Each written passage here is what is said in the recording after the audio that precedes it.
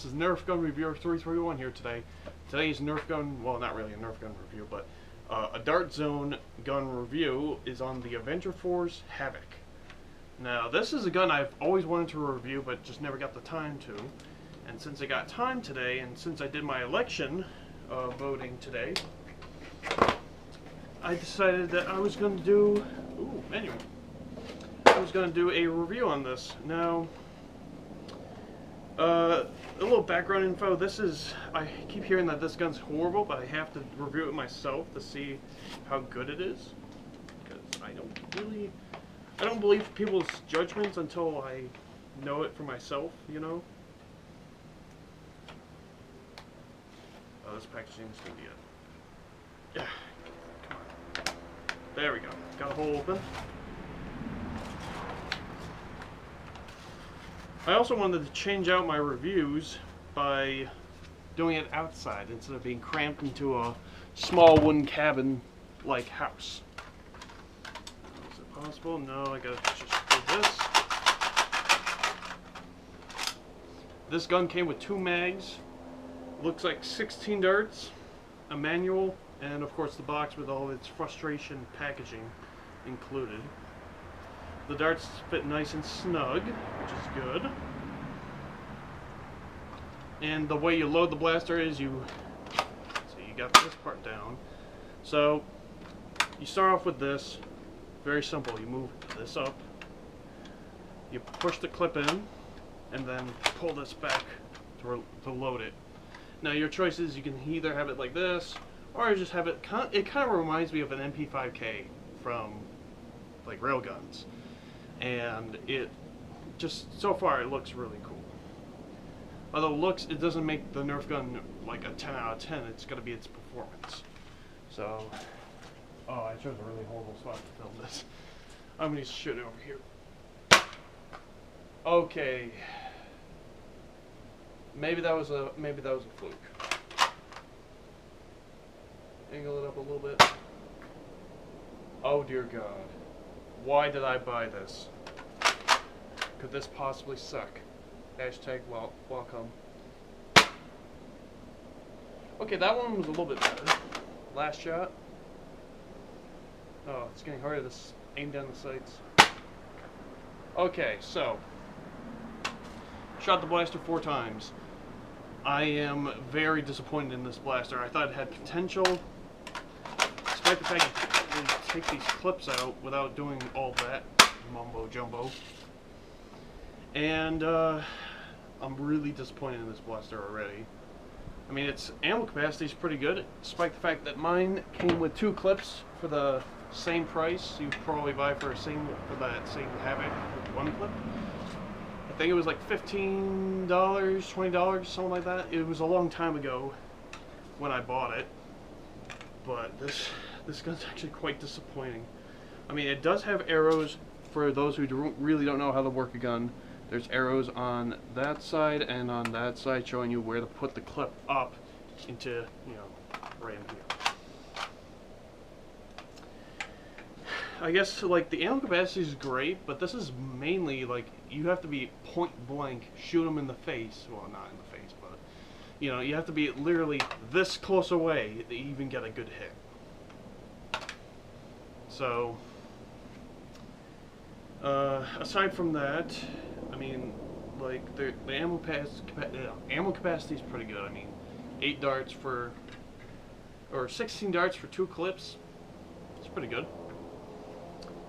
Now, the feature that I liked the most about it was it reminded me of MP5K because of the foregrip here, like that an MP5K can resemble. The other part of it was pull this back and then push it forward, pull the trigger, and that was pretty impressive by itself. But now, looking at its performance, it's sucking horribly. So, put those there. Do keep in mind, I do not have an actual tripod that actually has like a fitted GoPro mount to it, so I'm just using my car. So, like, aiming down the sights are pretty cool. So pretty much this gun is pretty much like a don't judge a book by its cover kind of deal. Like, like you can pretty much say, oh, this blaster looks cool and shoot amazing. No, this is a horrible blaster. Why did you buy it? That's what I'm thinking in my head right now, is why did I buy this blaster? Why?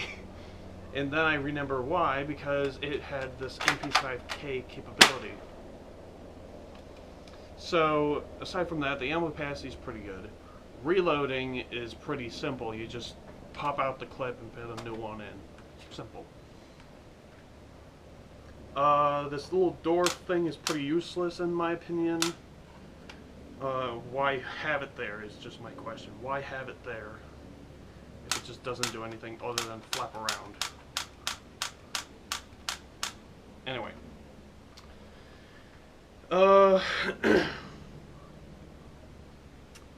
Let's see, so I could say like this has modding, this doesn't have modding potential. I would say this actually kind of sucks by itself. I'm pretty sure that a Night Finder unmodified could easily beat this. Although actually that might be a little bit tougher if it's stock. If it's modified, then yeah, it's an easy win for the Night Finder. But and ammo capacity is pretty good. The reload time is pretty good. The rate of fires, like even by myself, I was just doing this, and sometimes the handle would get stuck like this in a, like, I would say like 40 something degree angle, and you can't pull it back until you like get it level again.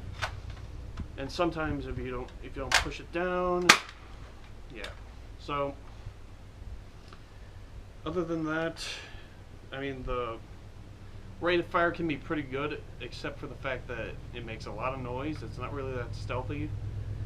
And it's just not as good as I thought it would be.